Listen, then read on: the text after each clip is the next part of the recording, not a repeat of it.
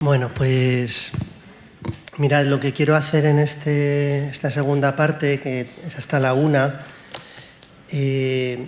la primera parte, disculpad si os ha parecido que había muchos datos. La verdad es que es imposible explicar la controversia arriana en el siglo IV y la recepción del Concilio de Nicea sin datos. Pero lo hablaba también con Juan Carlos y le doy la razón. A veces hoy se desprecian mucho los datos, se desprecia la memoria. Es una pobreza, es un empobrecimiento. Ciertamente para asimilar los datos pues se requiere tiempo, pero es que si no asimilamos la historia tampoco hay ni teología ni fe. O sea, es algo más importante de lo que a veces nosotros nos parece, ¿no? Entonces, entiendo que ha sido muy condensado. En esta segunda parte voy a tratar una cuestión más de tipo, pues si la primera parte ha sido más histórico-teológica, esta parte va a ser más directamente teológica, una cuestión más dogmática. Y es, como os he dicho antes, la relación del homoousios con el conjunto del misterio de Cristo. El hecho de que el documento de la CTI aborde Nicea desde un punto de vista amplio, ¿no?, como dije en la introducción, es decir, si vosotros leéis el documento de la CTI, os encontraréis que no solo habla del homoousios. Nicea, homoousios. Bueno, Nicea es un símbolo completo, aparte de cánones, aparte de discutir la fecha de la Pascua. Bien, entonces, este documento de la CTI, que a veces se puede hacer un poco repetitivo, lo bueno que tiene es que relaciona lo específico niceno, que es el homoousios, con el conjunto de la cristología. Y a mí me parece que este punto es especialmente relevante porque puede ayudar a superar un efecto secundario negativo, o al menos un riesgo, que se puede constatar con frecuencia en la historia de la teología, incluso en el presente, a saber, el de reducir la cristología a lo que expresa la afirmación dogmática nicena, o con otras palabras, el de reducir la realidad de Jesucristo a la de Hijo de Dios eterno, consubstancial con el Padre. Lo digo con otras palabras, ¿no? La controversia arriana y la necesaria defensa y clarificación de la fe han ocasionado no pocas veces una focalización en lo que expresan pasajes como: en el principio existía la palabra y el Logos estaba junto a Dios y el Logos era Dios. O a Dios no lo ha visto nadie jamás, el unigénito Hijo que está en el seno del Padre es quien lo ha dado a conocer. O yo y el Padre somos uno. O sea, estos pasajes, ¿no?, donde el Hijo está presentado, vamos a decir así, de forma muy alta, están claros. Pero a veces a costa de otros que expresan pues otras dimensiones del misterio de Cristo, como el Verbo se hizo carne, el niño crecía en edad, sabiduría y gracia ante Dios y ante los hombres. Todavía no había espíritu porque Jesús no había sido glorificado. Muchas veces la focalización en el homoousios ha hecho que otras dimensiones de la cristología que están expresadas en estas citas que acabo de aducir sean dejadas un poquito de lado. Veamos algunos pasajes del documento de la CTI que, a partir de una lectura global del símbolo niceno en el marco de la fe de la Iglesia, orientan hacia una mirada completa del misterio de Cristo. O sea, el documento de la CTI abre a todo el misterio, a partir del homoousios a todo el misterio. Y os he citado algunos textos al respecto. Los tenéis en la página 8. 8. 7 al final, perdón, 7 al final. Por ejemplo, Nicea nos permite ver a Cristo en toda su grandeza. Es una cita de Ratzinger de la Introducción al Cristianismo. A Cristo, y se va a referir a todas las dimensiones del misterio de Cristo.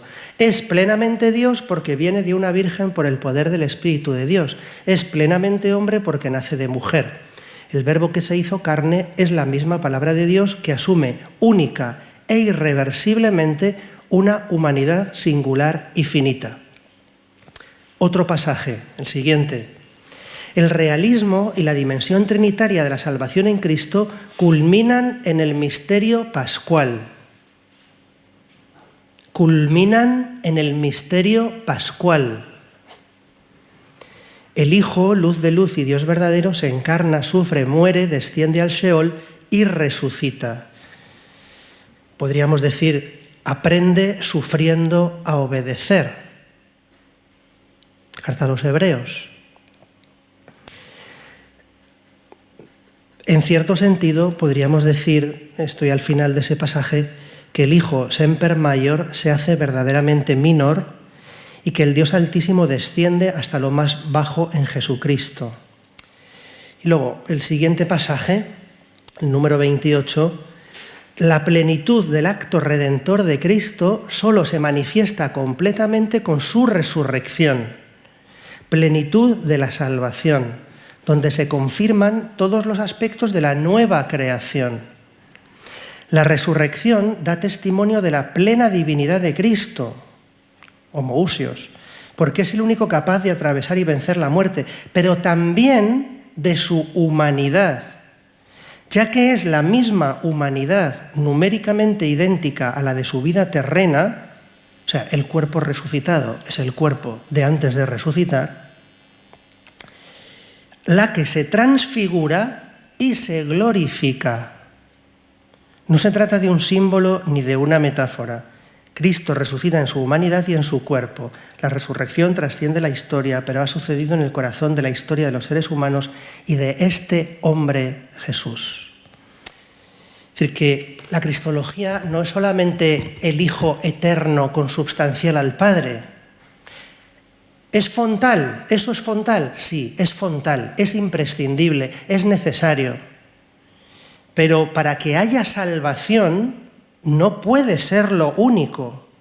Para que haya salvación del hombre, de carne y hueso, tiene que haber verbo encarnado, verbo ungido, verbo encarnado y ungido, y verbo encarnado, ungido y glorificado. Entonces, una recepción equivocada de Nicea sería focalizarnos tanto en el homoousios que no articulemos con el homoousios el resto de aspectos de la cristología. Y esto es fundamental. Estos textos de la Comisión Teológica Internacional reflejan, sin decirlo, líneas cristológicas antiquísimas, anteriores a Nicea. Para comunicar al hombre la vida divina, Jesús ha de ser a la vez y de modo articulado: A, el Hijo homoousios con el Padre; B, el Verbo hecho carne, plenamente hombre, con una carne semejante en todo a la nuestra menos en el pecado; C, el Verbo hecho carne, ungido y glorificado en dicha carne, glorificado hasta tal punto de que, como afirma el documento con una expresión elocuente, a mí me parece atrevida, me encanta, dice: Cristo ve al Padre con sus ojos humanos. Número 72. No sé si ese texto os lo he puesto, pero bueno, es que solo es esta frasecita. Número 72 del documento. Cristo glorificado, o sea, el Verbo encarnado, ungido y glorificado, ve al Padre con sus ojos humanos. Si le preguntáis a un antiguo es a un padre del siglo II, ¿qué es la salvación? Te va a decir, la salvación es ver a Dios. Ver a Dios, Padre. Ver a Dios, Padre. Entonces, lo que es propio del unigénito eternamente, el unigénito ve al Padre eternamente, eso es lo que pasa en la glorificación de Cristo, ¿no? Que lo ve como Cristo, como Cristo, verbo encarnado. Ya no hay otra manera de existir del unigénito. Es que el unigénito ya solo existe como unigénito, encarnado, ungido y glorificado, que ve al Padre con sus ojos humanos. Y esto es lo que Jesús comparte. Lo que Jesús comparte es esto. Esto es la salvación.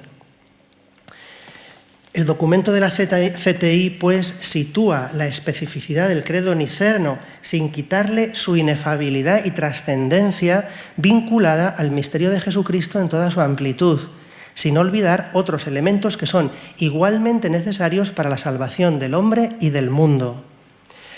Estas líneas cristológicas, como decía, son tan antiguas como el cristianismo.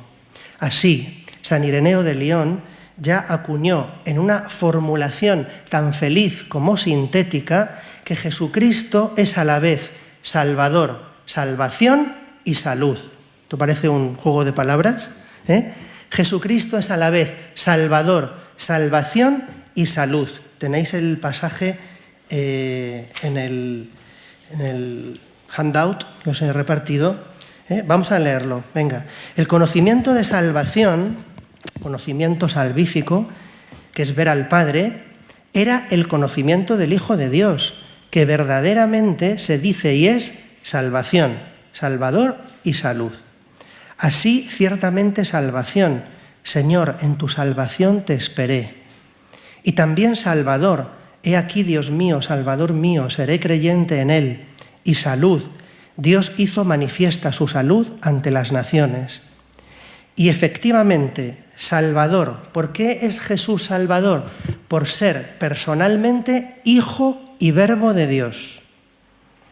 ¿Por qué es salvación? Me voy al último aspecto, salvación. Por carne, la carne de la salvación. La carne del Verbo es la carne de la salvación. La salvación a nosotros solo se nos puede transmitir de modo pleno, de carne a carne. No vamos a la Eucaristía por devoción. No, la Eucaristía es la transmisión de lo que es el cuerpo de Cristo, de carne a carne, porque nuestra carne no puede aprender a ver a Dios si no es por medio de la carne de Cristo. ¿Carne a secas? No, carne glorificada, y por eso es salud. Salud por espíritu, pues dice, Cristo Señor, espíritu de nuestro rostro. Un versículo del libro de las Lamentaciones muy comentado en los primeros siglos, parecido, para que quizá os suena más, a esa afirmación que dice San Pablo, que dice, ¿os acordáis en 2 Corintios que dice, el Señor es el espíritu? ¿Os acordáis de esa afirmación de San Pablo? 2 Corintios, el Señor es el espíritu, y donde está el espíritu del Señor está la libertad, ¿no? ¿Qué quiere decir eso de el Señor es el Espíritu? Quiere decir que el Señor resucitado es el que da el Espíritu, el que lo posee para darlo. Por eso dice, el Señor es el Espíritu. Eso es lo que está diciendo aquí Ireneo, igual. Entonces Jesús es el Salvador, personalmente el Hijo. Es salvación porque se ha encarnado, y es salud porque su carne está ungida y está glorificada para poder derramar como fuente el Espíritu.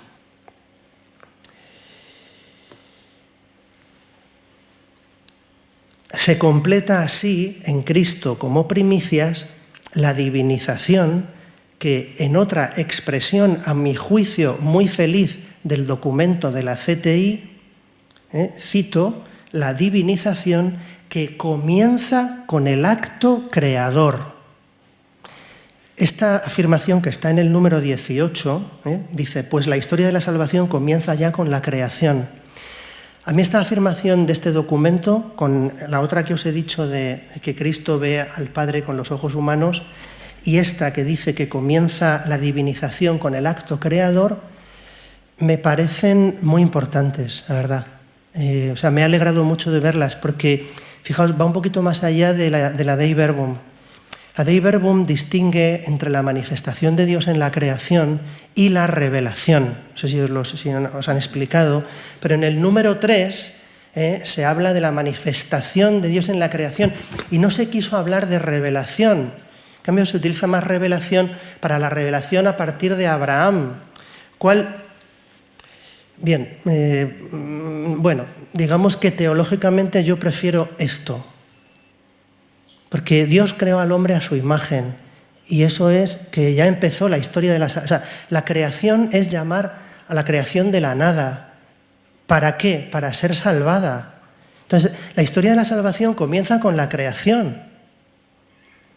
Quizá porque se toma revelación en un sentido un poco intelectualista, es el peligro del concepto revelación. No sé si a vosotros os parece intelectualista, es un concepto que me parece que a veces se toma en un sentido demasiado. Salvación es un término más integral. A mí me parece que a veces puede ser menos problemático.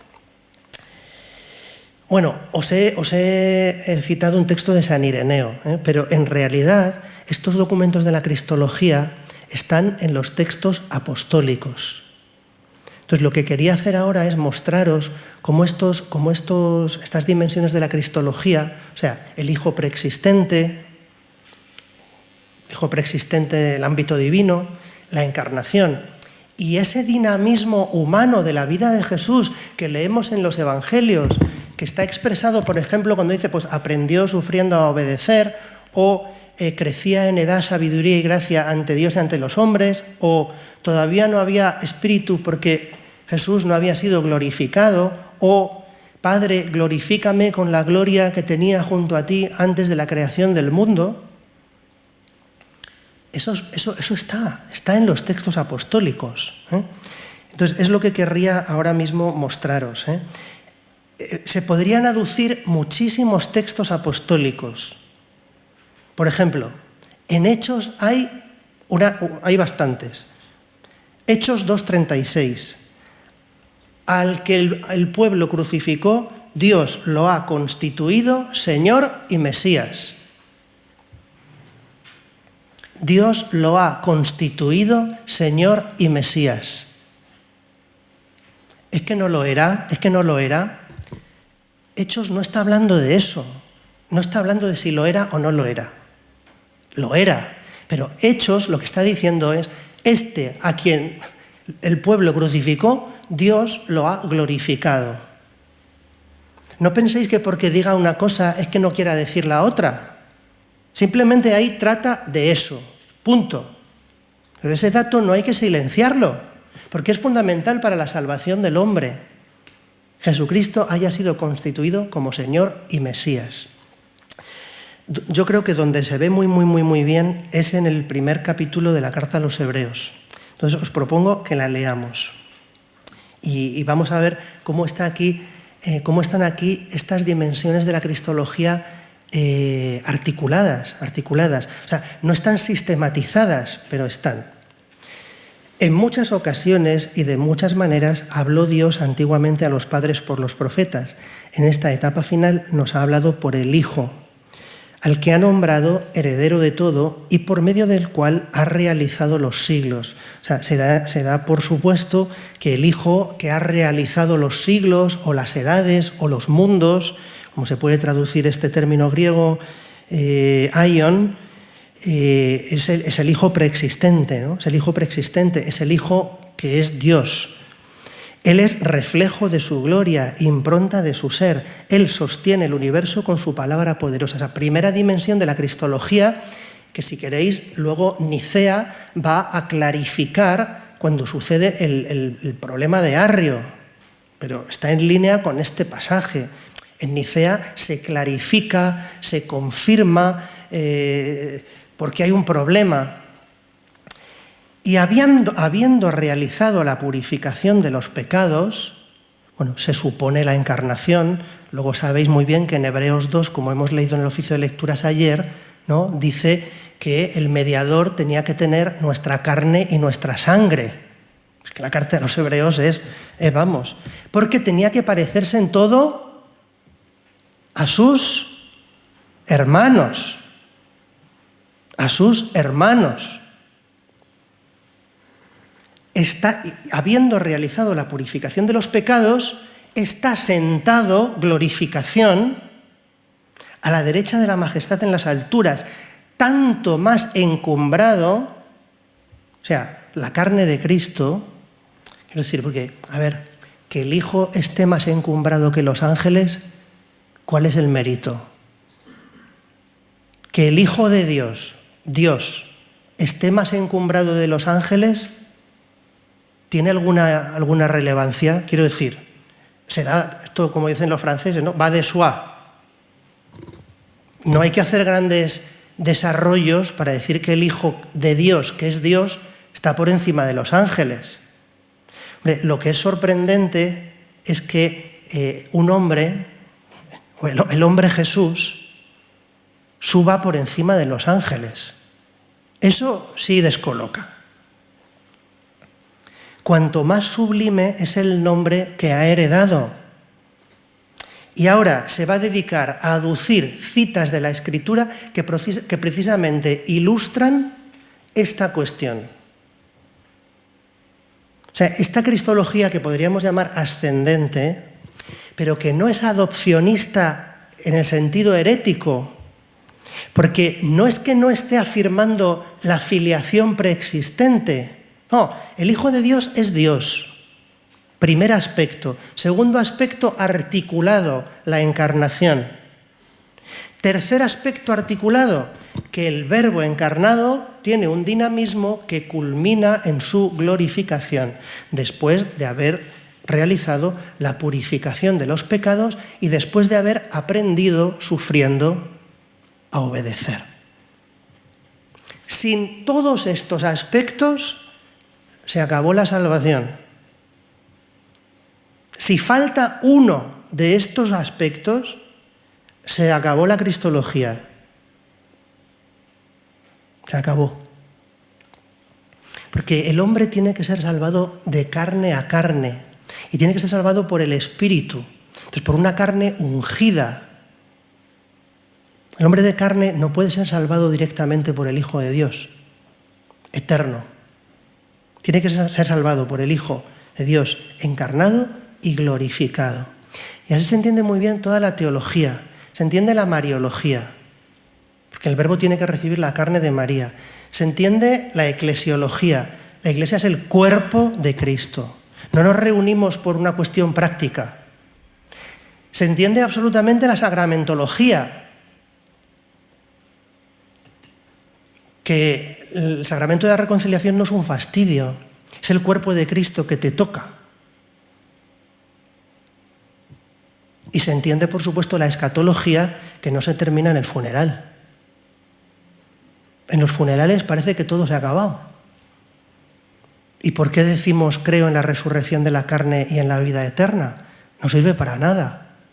El credo de los domingos no sirve para nada, porque en los funerales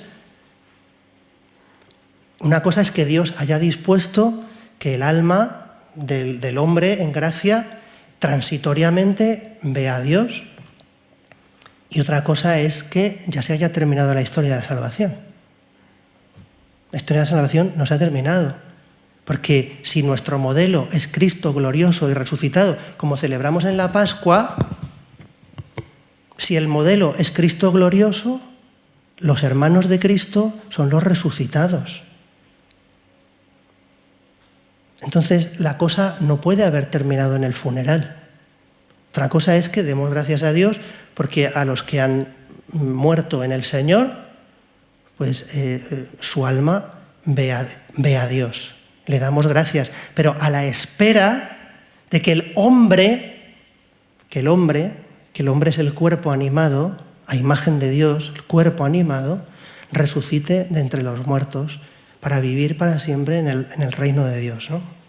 Reino de Dios en la tierra transformada, en la creación transformada. Entonces dice, pues ¿a qué ángel dijo jamás, hijo mío eres tú, yo te he engendrado hoy? Salmo de entronización, Salmo 2.7. Se lo está aplicando a Jesús en su ascensión y en su glorificación.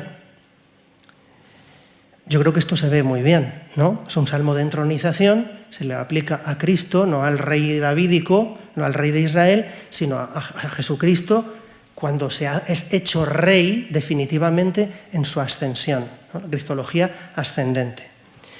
Y en otro lugar, yo seré para él un padre y él será para mí un hijo.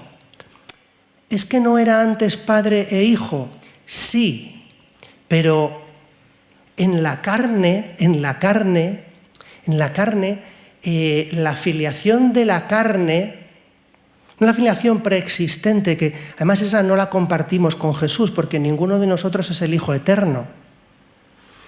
Eso ha culminado en la ascensión. O sea, la carne del Verbo que ha aprendido a obedecer es hecha hija de forma plena en la ascensión.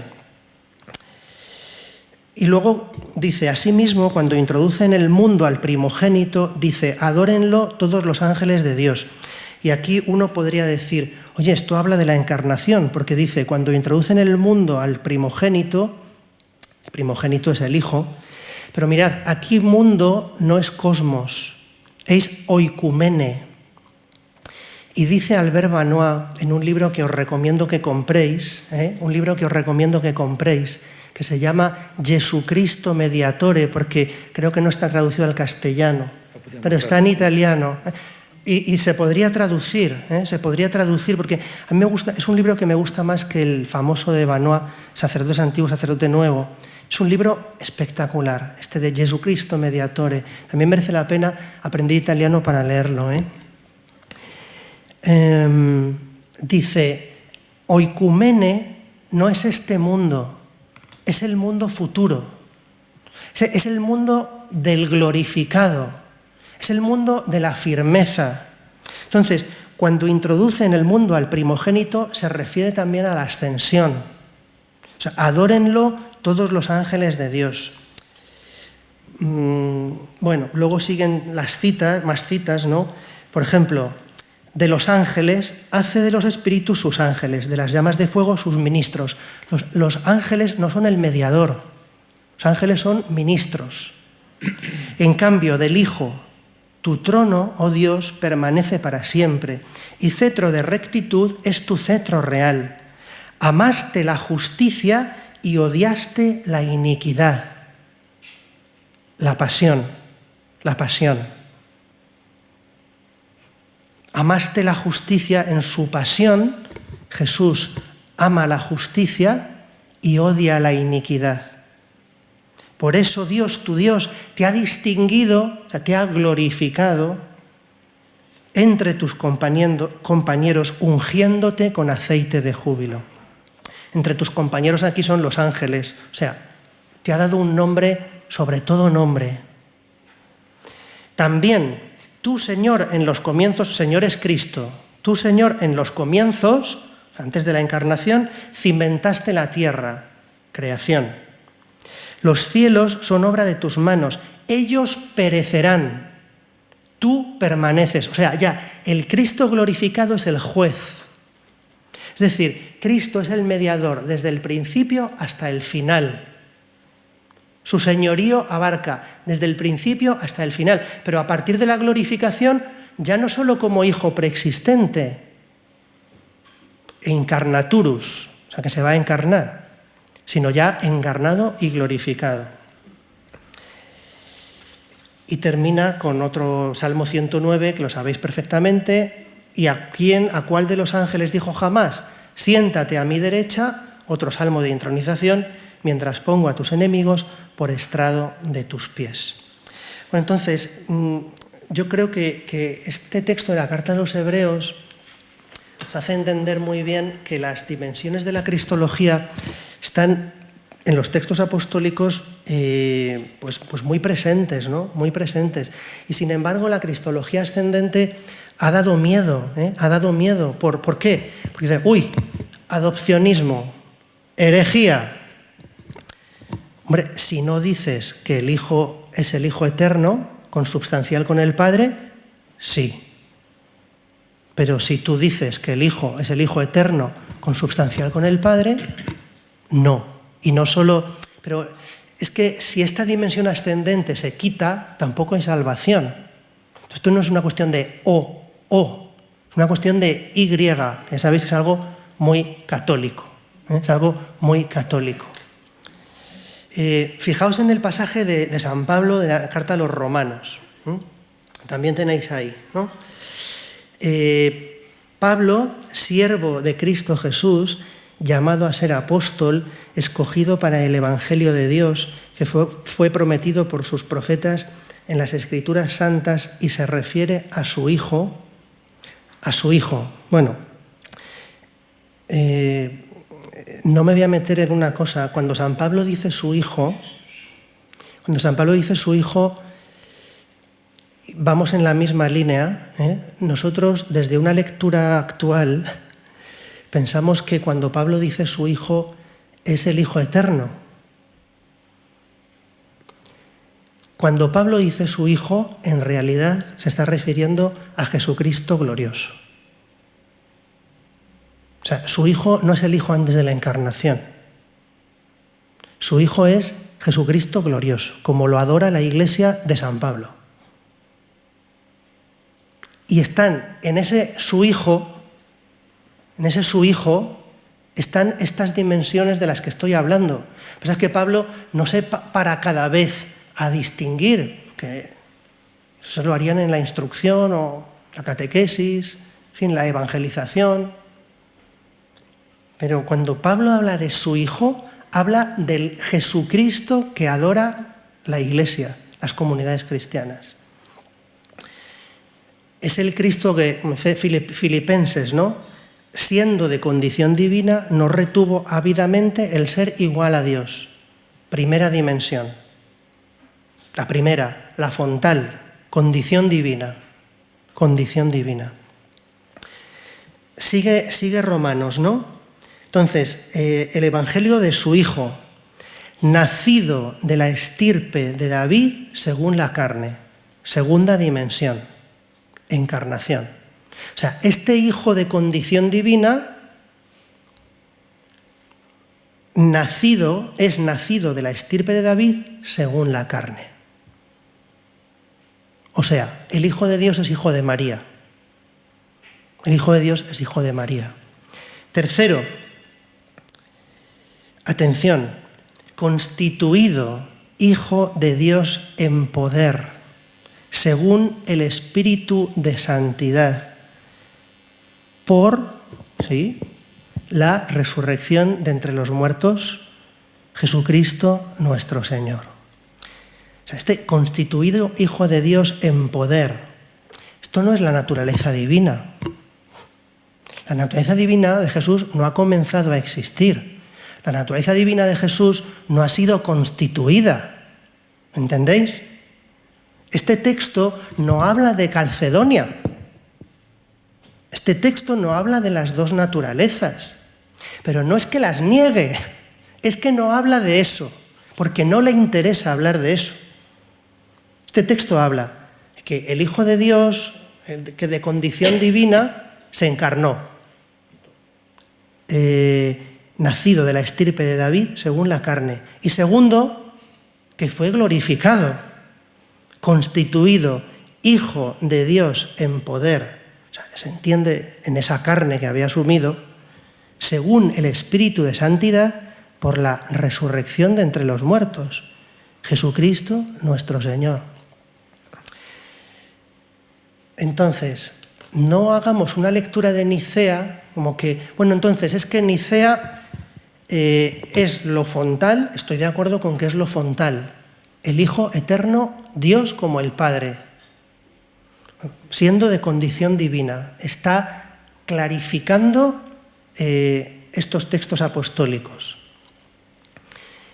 Pero no olvidemos estas otras dimensiones de la cristología que están por todos los sitios en los textos apostólicos. Porque daos cuenta de que estos textos comienzan de lo que tienen más delante. ¿Y qué es lo que tenían más delante?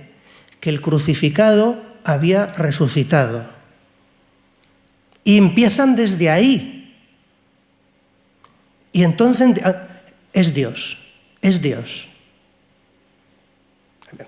Que no se opone, pero en el crucificado que había resucitado en su carne, ahí es donde reconocen que es el Hijo eterno de Dios. Reconocen ahí. Entonces, cuando a veces Nicea cogemos esa verdad fondal y luego decimos, bueno, es que es un dogma. Nicea no existiría si no hubiera existido Arrio. No reduzcáis la cristología a Nicea, no reduzcáis la cristología a Calcedonia. Los dogmas, por cierto, el primer sentido de dogma es doctrina, es más amplio. Y luego hay un sentido posterior que es más estrecho, que es el de definición dogmática. Pero los dogmas no lo quieren expresar todo. Las definiciones dogmáticas quieren responder a un problema. Básicamente, mayoría de las veces. Responder a un problema. Entonces, este dinamismo de la vida de Jesús, que está en los evangelios, porque el centro de la vida de Jesús va del bautismo a la resurrección, y está en los 4 evangelios, que era una cosa pues dada por supuesta, a partir de Nicea se va a olvidar muchísimo. Y me alegro de que, en cambio, el documento de la CTI, yo creo que al hacer esta lectura tan amplia del símbolo niceno, conectando el homoousios con todo el misterio de Cristo, creo que es de un acierto relevante, un acierto muy relevante. Y yo ya termino. Yo creo que merece un aplauso, pero cerrado. Andrés, muchísimas gracias, porque creo que con esta teología de la carne nos redimensionas incluso lo que hemos hablado antes de la teología del cuerpo, tan en boga y tan necesaria hoy, en un mundo que ha exaltado tanto lo carnal, lo genital y lo sexual. Creo que es muy importante descubrir que ahí el Dios creador se ha hecho patente en el Dios redentor. Creo que es el cierre. Vamos a pasar a un turno de preguntas. Las pueden ir elaborando durante un minutito o dos, las pueden ir escribiendo. Por favor, las preguntas que estén formuladas por escrito. No necesitamos más añadidos y más postdatas de esta bellísima carta de esta sesión de hoy, pero formulen la pregunta, levantan la mano y vamos escuchando, vamos también proponiendo al profesor que de un bloque, como en una tesis doctoral, pues haga la exposición conjunta. Nos damos ese minutito para ir formulando las preguntas.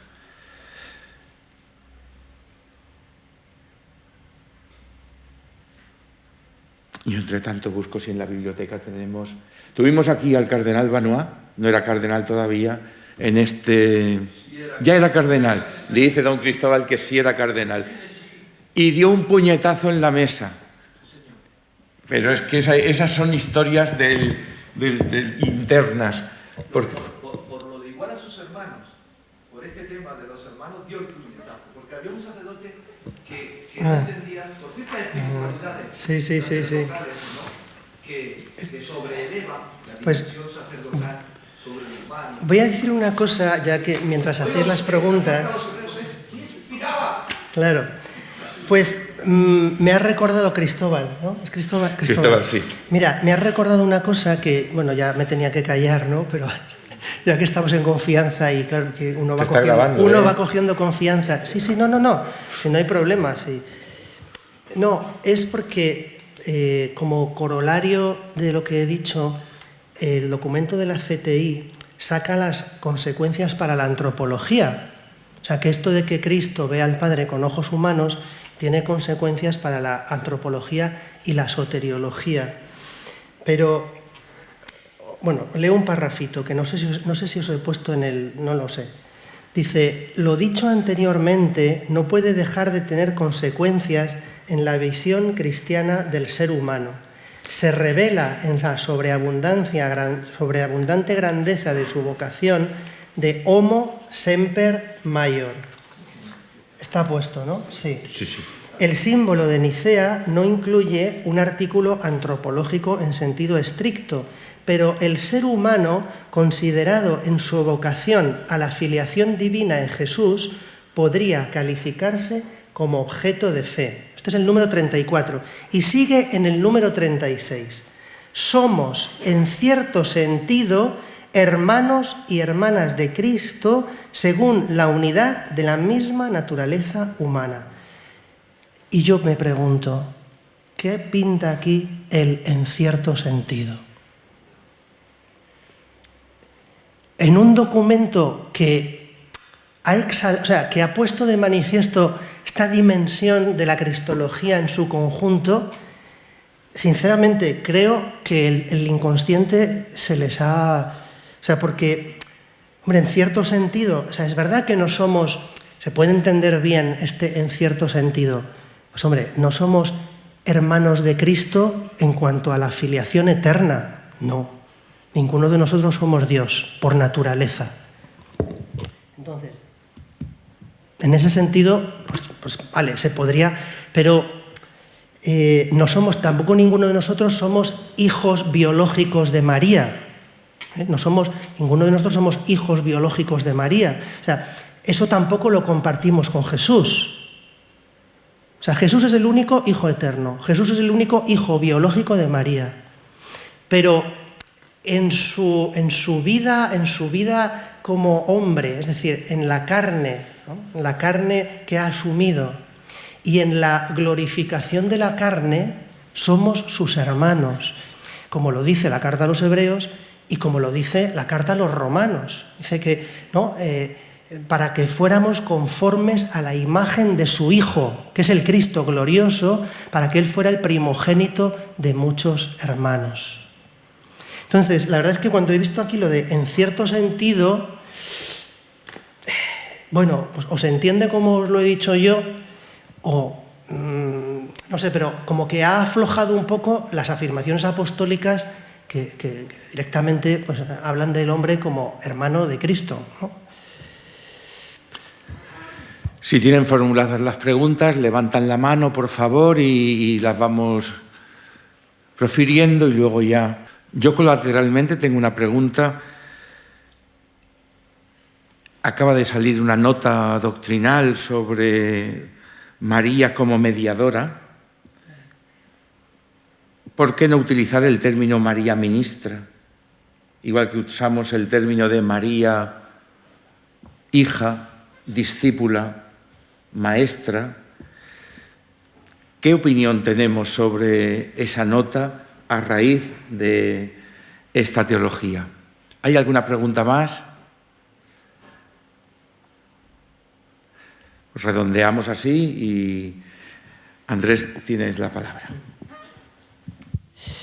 Bueno, pues a ver, sobre la primera pregunta, sí, me lo he preguntado también yo muchas veces. En Italia creo que se reza bastante el credo niceno-constantinopolitano y ciertamente en Madrid, por lo que creo, se reza poco. Y la razón, claramente, como decía Jesús, es que yo creo que Madrid, por lo menos, vamos tan rápido que hay que aligerar. A mí me da que simplemente es una cuestión de vaguería. O sea, de vaguería y de... O sea, a veces, pues quizá en el sentido más profundo, pues no saber qué significa la profesión de la fe, ¿no? Y el significado que tiene para nosotros. O sea, que el credo refleja algo que es nuestra salvación. Es nuestra salvación, ¿no? Yo creo que esa es quizá a mí por lo menos es una razón, es la que se me ocurre, ¿no? Otra razón podría ser que quizá es un credo, reflexionaba esta mañana, ¿no? Credo de los apóstoles, curiosamente, tiene razón esta alumna cuando dice que formula la doctrina de una manera, en ese punto la formula con mayor claridad, cuando dice el Hijo de la misma naturaleza del Padre. Porque el credo de los apóstoles, curiosamente, que recoge al parecer un símbolo de la Iglesia de Roma muy antiguo, dice, si lo digo mal me corregís, creo en Dios Padre Todopoderoso, Creador del cielo y de la tierra. Creo en Jesucristo, su único Hijo, nuestro Señor. Y ya empieza, que fue concebido, o sea, dice su único Hijo. Creo en Jesucristo, su único Hijo. Es que no dice nada más. Alguna dice que la formulación trinitaria es mejor. Por eso. Sí, o sea, que es más, está más clarificada, está más especificada.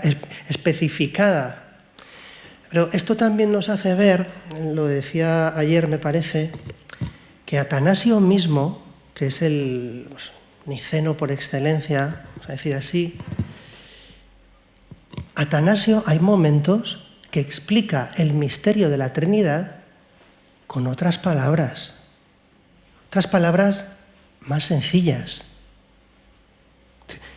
Dios es uno y hay a la vez distinción. O sea, en Dios hay unidad, la misma divinidad, y hay distinción de Padre, Hijo y Espíritu Santo. Quiero decir que el hecho de que esté el homoousios no quiere decir que uno no hable de otras maneras porque resulta más accesible. O sea, porque nosotros decimos, de la misma naturaleza del Padre. Sí. La formulación es complicada, ¿eh? Me refiero, mejor en este caso sabemos que queremos decir que el Hijo es Dios como el Padre. Pero es que el cristiano que reza el credo de los apóstoles, pues muchas veces también lo va a pensar o lo va a creer, aunque no lo diga explícitamente. ¿Entendéis lo que quiero decir, no? Entonces, bien, yo creo que luego la razón más práctica es que el credo de los apóstoles es más corto. Permitidme, pero es que tuvimos 20 años después del concilio que el niceno constantinopolitano estaba en el misal y se rezaba todos los domingos y se incorporó en esa reforma en el 88. Y al incorporarlo en el 88, nosotros rezábamos un credo que era el apostólico en la catequesis y lo aprendíamos de memoria como niños. Y en la misa había otro credo, el corto y el largo. En el 88 se rescató el apostólico y para no perderlo, ahora desbancaba el niceno constantinopolitano. Creo que va también por un sentido práctico, no solo por la brevedad, sino porque el ordinario de la misa lo reincorporó, igual que se cambió la fórmula del Padre Nuestro y ahora se cambió el Promultis. Por ahí serían unas cuestiones también prácticas. Pero se puede elegir, y claro. El caso es que, por lo que veo en Murcia, por lo que me decís en Murcia... En Murcia igual, el corto. O sea, no solo es una cosa del estrés de Madrid. No, es igual. Y después... Los siglos segundo y tercero, lo que estaba sí, inédito. pero había otra cosa... el principio de encarnación y lo de María. Bueno, sí... El principio de encarnación, lo que pasa es que es la encarnación del verbo eterno. O sea, quiero decir que lo del principio de encarnación, sí, pero es la encarnación del verbo eterno. O sea, tampoco es la mundanidad, vamos a decir así. Es la encarnación del verbo eterno. O sea, es que el verbo eterno toma, como dice el documento, irreversiblemente una carne humana, ¿no? O sea, el sujeto de la cristología de los evangelios es el verbo encarnado. Es el verbo encarnado, ¿no? Yo creo que es la mejor manera de comprender el principio de encarnación. Y luego, bueno, con respecto a lo del subordinacionismo, a mí es un tema, yo lo confieso, es un tema que me encanta y en Madrid también, Patricio, al que conocéis, pues nos hemos dedicado. Ahora, de hecho, va a salir el libro de Filiación 11, que trata todo el libro sobre esto, filiación y subordinacionismo. O sea, un poquito trata de la relación entre Nicea y lo que había antes de Nicea, la fe y la teología prenicenas. Bueno, entonces, a ver, ¿cómo podría...? Voy a intentar... Mira, primero, subordinacionismo es un término difícil, es un término ambiguo, que se emplea de muchísimas maneras, de muchísimas maneras. Entonces, eso es lo primero que hay que tener en cuenta, que cuando se ve la palabra subordinacionismo, pues hay que intentar entender de qué se está hablando, porque, a ver, si yo os pregunto a vosotros, ¿Arrio es subordinacionista? Pues tal vez me diríais, hombre, si subordinacionista es el que pone por debajo al Hijo del Padre, pues podríamos decir que Arrio es subordinacionista, y es subordinacionista en sentido ontológico. ¿Lo entendemos? ¿Sí? Bien, pero ojo, porque puede haber otras maneras de hablar de subordinacionismo, o mejor, de subordinación. ¿Vale? Porque, ¿qué dice Juan en Juan 14, 28? El Padre es mayor que yo. Entonces, ¿qué hacemos con eso? ¿Es el cuarto evangelio subordinacionista? No. ¿Por qué? Porque ese es el evangelio. Hombre, no deis esa respuesta. Sí, porque es el evangelio, sí, pero... Entonces, ¿por qué? El evangelio que tiene que el Logos era Dios, y tiene que el unigénito que vive en el seno del Padre es el que lo ha dado a conocer. Entonces, en el Evangelio de Juan están articuladas esas dos tipos de afirmaciones. La afirmación de un unigénito alto y esas afirmaciones que hablan de que el Padre es el que envía y que el Hijo es el enviado. ¿Por qué? Porque la Escritura en general, en un sentido histórico-teológico, habla más de la historia de la salvación. No tanto habla de la Trinidad inmanente.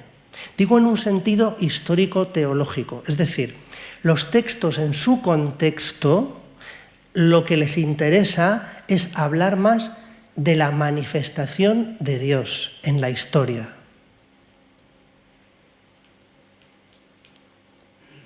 Bien, entonces, ¿qué pasa en los eclesiásticos de los siglos II y III, como puede ser, por ejemplo, Justino, Ireneo?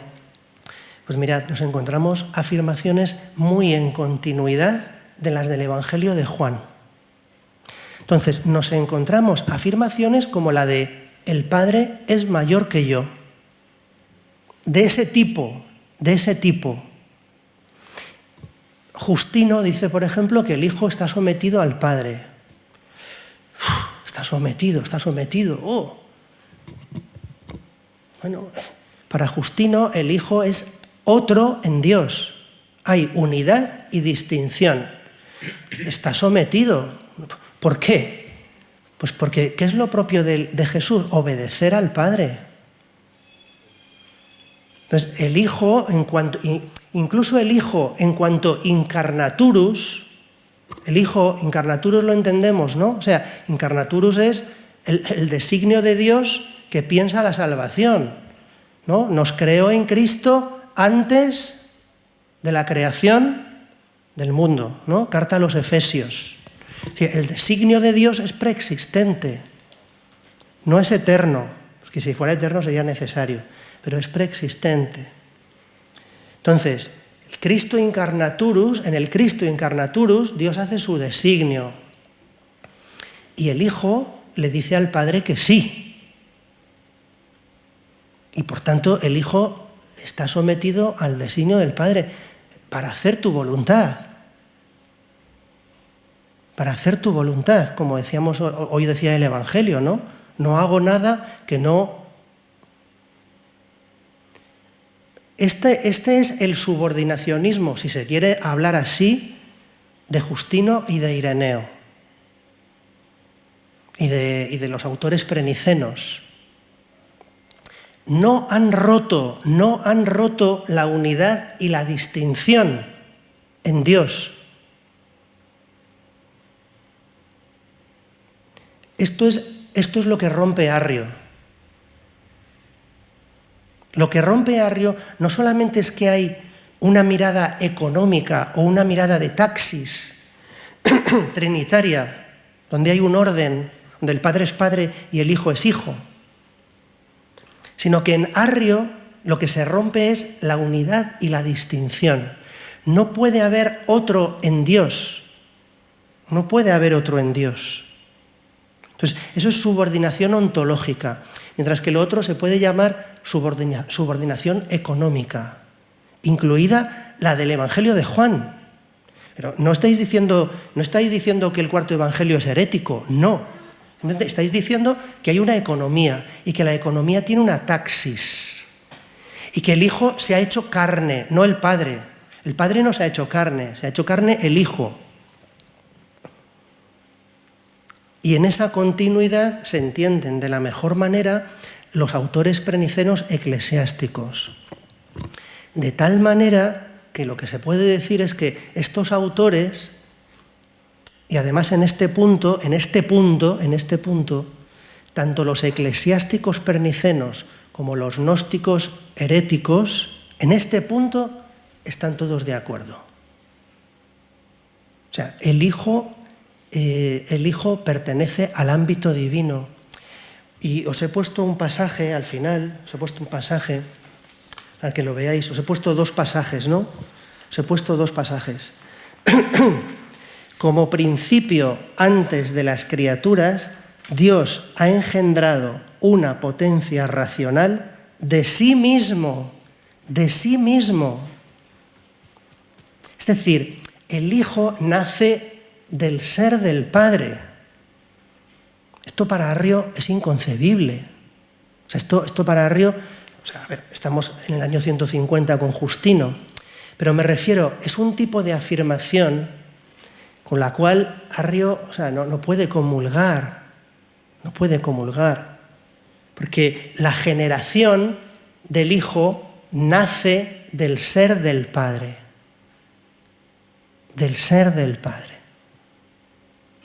Entonces, no se puede decir que para Justino el Hijo no sea otro en Dios. Hay unidad y distinción.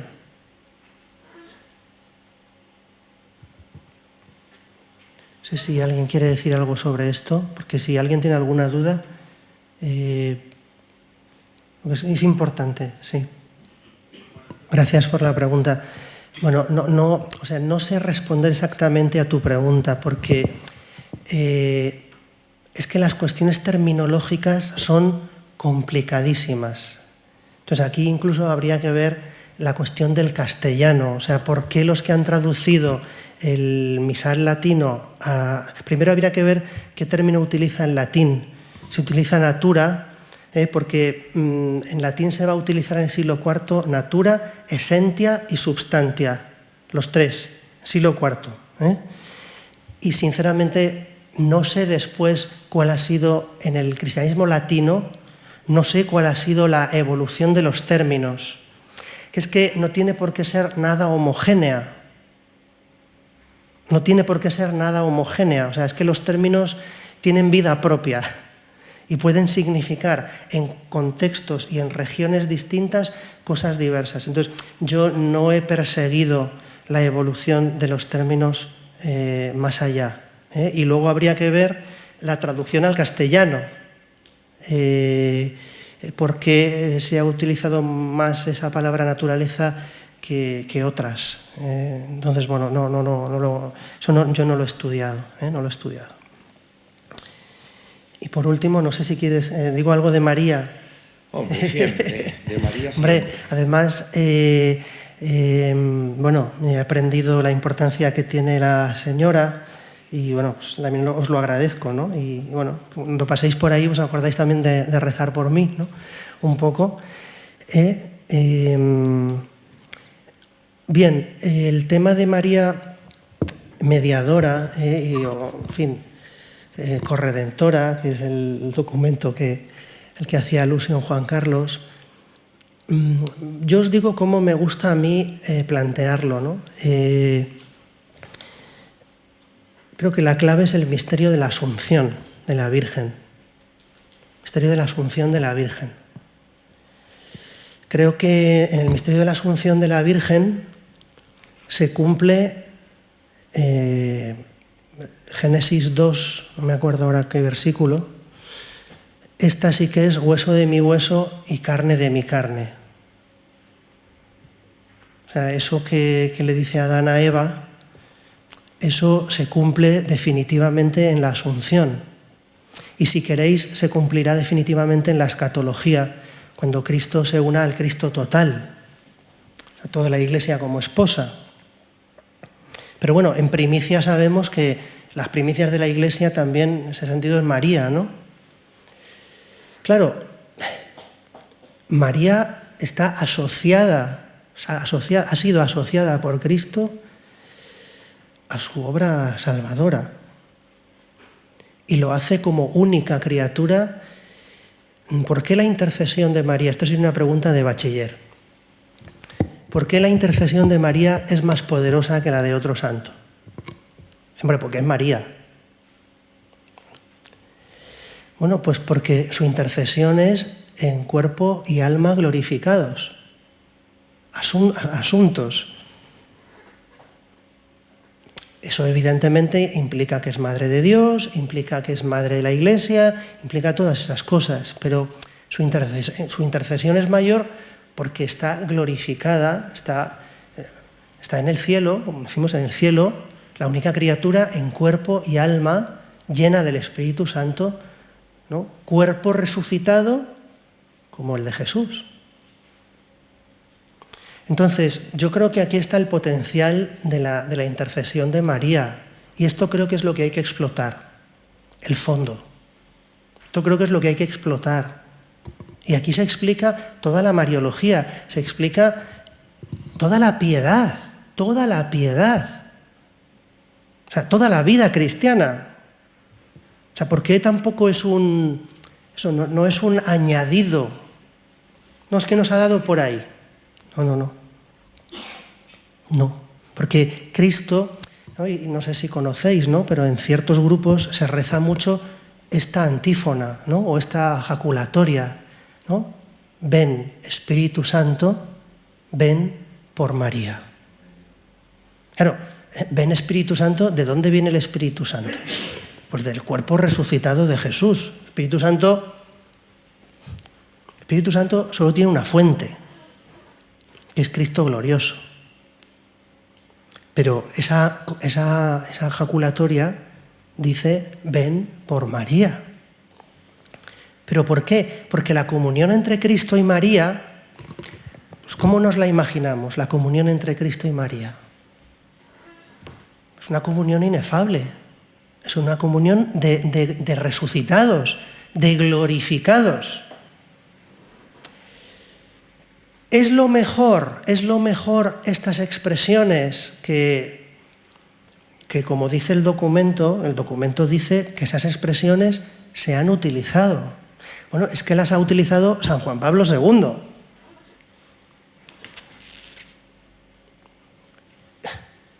sea, a ver, esas expresiones las ha utilizado San Juan Pablo II.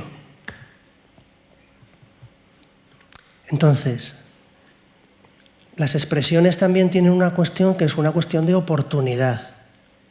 Es una cuestión de oportunidad. Si yo utilizo una fórmula, ¿voy a hacer bien a los fieles? Creo que es una cuestión quizá más... Es que la ha utilizado San Juan Pablo II. Yo no puedo decir que una fórmula que ha utilizado San Juan Pablo II es una fórmula que en sí misma... No sé, tampoco lo dice el documento. El documento tampoco lo dice así. Lo que pasa es que dice, creemos que hoy es una fórmula que hay que explicar y que hay que ponerle tanta nota a pie de página,